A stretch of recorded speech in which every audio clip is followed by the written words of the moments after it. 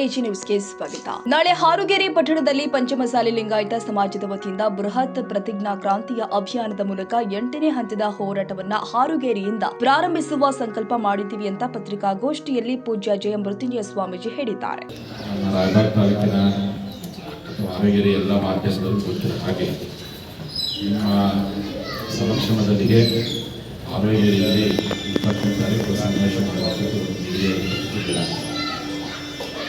ರಾಯಬಾಗ್ ತಾಲೂಕಿನಲ್ಲಿ ಶ್ರಾವಣ ಮಾಸೋತ್ತರಯುಕ್ತವಾಗಿ ಕಳೆದ ಒಂದು ತಿಂಗಳ ಕಾಲ ಎಲ್ಲ ಗ್ರಾಮಗಳಲ್ಲಿ ಇಷ್ಟಲಿಂಗ ಪೂಜೆ ಮತ್ತು ಗ್ರಾಮದಲ್ಲಿ ಕುಡಿದ ಸಂಗಮ ಕಾರ್ಯಕ್ರಮ ಯಶಸ್ವಿಯಾಗಿ ಮಾಡಲಾಗಿದೆ. ಈ ನಡುವೆ 8ನೇ ಹಂತದ ಮೀಸಲಾತಿ ಹೋರಾಟವನ್ನು ಕರ್ನಾಟಕದ ಯಾವುದಾದ್ರೂ ಭಾಗದಲ್ಲಿ ಶುರು ಮಾಡಬೇಕಂತ ಅಪೇಕ್ಷೆಯು ನಾಡಿನ ಜನರಿಗೂ ಸಮಾಜ ಭಾಗದಲ್ಲಿದೆ. ಶ್ರಾವಣ ಮಾಸದಲ್ಲಿ ನಮ್ಮ ತಾಲೂಕಲ್ಲಿ ಗುರುಗಳು ಧಾರ್ಮಿಕ ಸಂಸ್ಕಾರವನ್ನು ಕೊಡುವಂಥ ಕಾರ್ಯ ಮಾಡಿದ್ದಾರೆ. ಆ ಪವಿತ್ರವಾದ ಮಾಸದಲ್ಲಿನೇ ಪ್ರತಿ ಹಳ್ಳಿಗೂ ಪ್ರವಾಸ ಮಾಡಿದ್ದಾರೆ.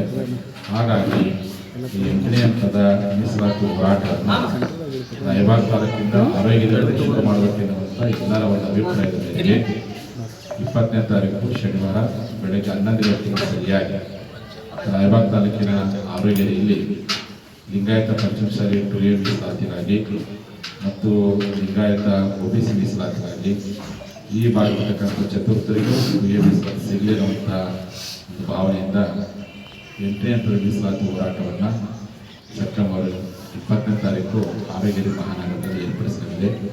ಈ ಒಂದು ಸಮಾವೇಶಕ್ಕೆ ಪಂಚಮಸಾಲಿ ಪ್ರತಿಜ್ಞಾ ಕ್ರಾಂತಿ ರ್ಯಾಲಿಯನ್ನು ತಿಳಿಸಲಾಗಿದೆ.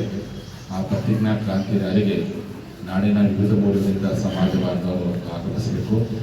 ಮುಖ್ಯವಾಗಿ ನಮ್ಮ ಬೆಳಗಾವಿ ಜಿಲ್ಲೆಯ ಎಲ್ಲ ನಮ್ಮ ತಾಲೂಕಿನ ಎಲ್ಲ ನಮ್ಮ ಜಿಲ್ಲೆಯ ಸಮಾಜ ಬಾಂಧವರು ಸಾವಿರಾರು ಸಂಖ್ಯೆಯಲ್ಲಿ ಈ ಒಂದು ಸಮಾವೇಶಕ್ಕೆ ಆಗಮಿಸುವ ಮೂಲಕವಾಗಿ ಯಶಸ್ವಿಯಾಗಿ ನಡೆಸಿಕೊಡಬೇಕು ಅಂತೇಳಿ ಈ ನಮ್ಮ ಕಮಿಟಿ ಸಮಾವೇಶದ ಉದ್ಘಾಟನೆಯನ್ನು ನಮ್ಮ ಹೋರಾಟ ಸಮಿತಿಯ ಸ್ವಾಗತ ಸಮಿತಿ ಅಧ್ಯಕ್ಷರು ವಿಜಯಪುರ ಶಾಸಕರಾದ ಬಸವ ಪಾಟೀಲ್ ಅವರು ನೆರವೇರಿಸಿದ್ದಾರೆ.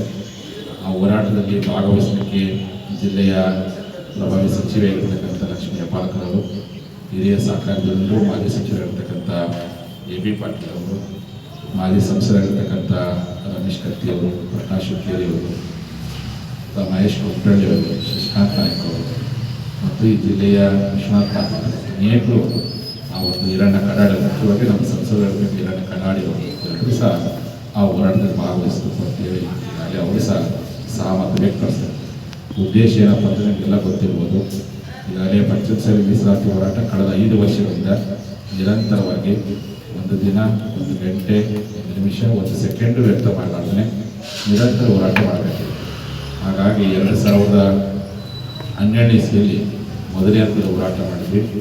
2020ನೇ ಇಸ್ವಿಯಲ್ಲಿ 2ನೇ ಹಂತದ ಹೋರಾಟ, 2020ನೇ ಇಸ್ವಿ ಡಿಸೆಂಬರ್ನಲ್ಲಿ 3ನೇ ಹಂತದ ಹೋರಾಟ, 2021ರಲ್ಲಿ 4ನೇ ಹಂತದ ಹೋರಾಟ ಕೂಡಲ ಸಂಘದಿಂದ ಪಾದಯಾತ್ರೆ ಮಾಡಿದ್ವಿ.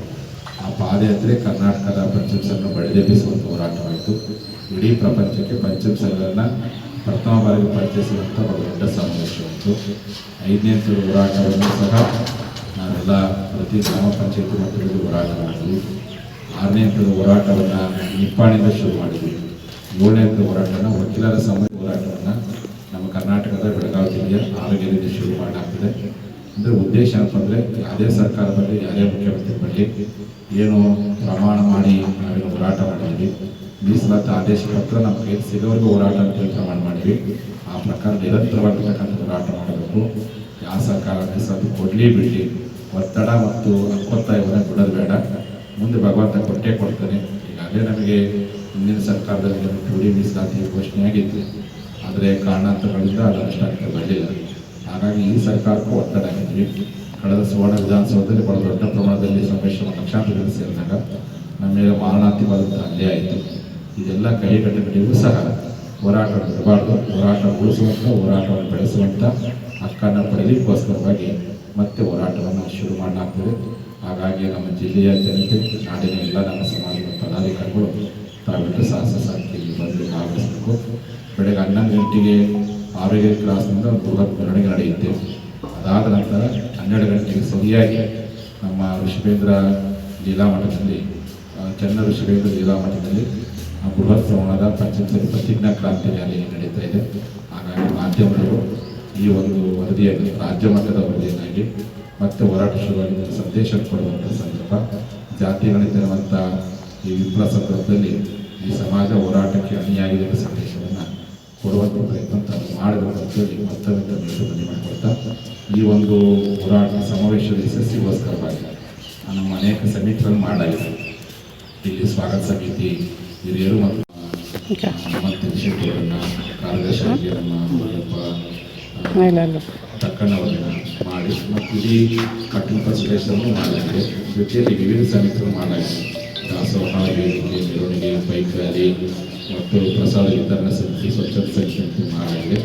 ಎಲ್ಲರೂ ಸಹ ಸಕ್ರಿಯವಾಗಿದ್ದಾರೆ. ಹಾಗಾಗಿ ಸಮಾಜ ಬಾಂಧವರು ಇವೆರಡು ಸಮಕ್ಕೆ ಸರಿಯಾಗಿ ಇದು ನಿಮ್ಮ ತಾಲೂಕಿನ ಗೌರವ, ನಿಮ್ಮ ತಾಲೂಕಿನಿಂದ ಹೋರಾಟ ಶುರುವಾದ್ರಿಂದ ಅದು ಒಂದು ಯಶಸ್ಸನ್ನು ಕಾಣುತ್ತೆ. ಸುಮಾರು 10ರಿಂದ 20,000ಕ್ಕಿಂತ ಹೆಚ್ಚು ಜನ ಸೇರಿ ಇನ್ನು ಕರ್ನಾಟಕದ 240 ತಾಲೂಕಿನ ಜನರಿಗೂ 224 ವಿಧಾನಸಭಾ ಕ್ಷೇತ್ರದ ಜನರಿಗೂ ಆರೋಗ್ಯ ಹೋರಾಟ ಮಾದರಿ ಹೋರಾಟ ಆಗುವಂತೆ ಸರ್ಕಾರದ ಮನಸ್ಸನ್ನು ಪರಿವರ್ತನೆ ಮಾಡುವ ಹಾಗೆ ಹೋರಾಟಕ್ಕೆ ತಾವು ತುಂಬಬೇಕು ಅಂತೇಳಿ ಈ ಒಂದು ಮಾಧ್ಯಮಗೋಷ್ಠಿ ಹಾಕೋತೀನಿ ಮಾಡ್ತೀವಿ.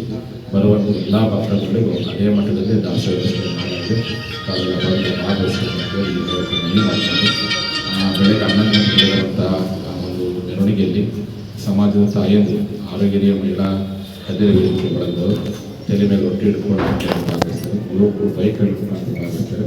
ಇಂಥ ಅರ್ಥಪೂರ್ಣ ಸಮಾವೇಶಕ್ಕೆ ತಾವೆಲ್ಲ ಸಾಕ್ಷಿ ಆಗಬೇಕು ಅಂತೇಳಿ ಮತ್ತೊಮ್ಮೆ ಮಾಧ್ಯಮಗೋಷ್ಠಿ ಮೂಲಕ ಮನವಿ ಮಾಡಿಕೊಂಡು ಮಾಡ್ತೀನಿ. ಜೈ ಜೈ ಪಂಚಾಯತ್. ಸಿದ್ದರಾಮಗೌಡ ಪಾಟೀಲ್, ಏಜ್ ನ್ಯೂಸ್, ರಾಯಭಾಗ. ಕನ್ನಡಿಗರ ಮೆಚ್ಚಿನ ನಿಮ್ಮ ಎಜೆ 24/7 ನ್ಯೂಸ್ ಕನ್ನಡ ವಾಹಿನಿ ಇದೀಗ ಟಿವಿಯಲ್ಲಿ ಲಭ್ಯ. ಒಂದು ವೇಳೆ ನೋಟಿಸ್ ಕೊಟ್ಟಿದ್ರೆ ವಾಪಸ್ ತಗೋತೀವಿ. ಇವತ್ತು ವಕ್ಫ್ ಪ್ರಾಪರ್ಟಿ ಅಂತೇಳಿ ಬರ್ತದೆ ಅಂತ ಹೇಳಿದ್ರೆ ರೈತರು ಬೀದಿಗೆ ಬದಲು ಏನ್ ಮಾಡ್ಬೇಕಾಗತ್ತೆ? ಯಾರು ವೋಟ್ ಹಾಕಿಲ್ಲ ಅಂದ್ರೆ ಗ್ಯಾರಂಟಿನೆಲ್ಲ ಸ್ಟಾಪ್ ಮಾಡ್ಬಿಡ್ತೀವಿ.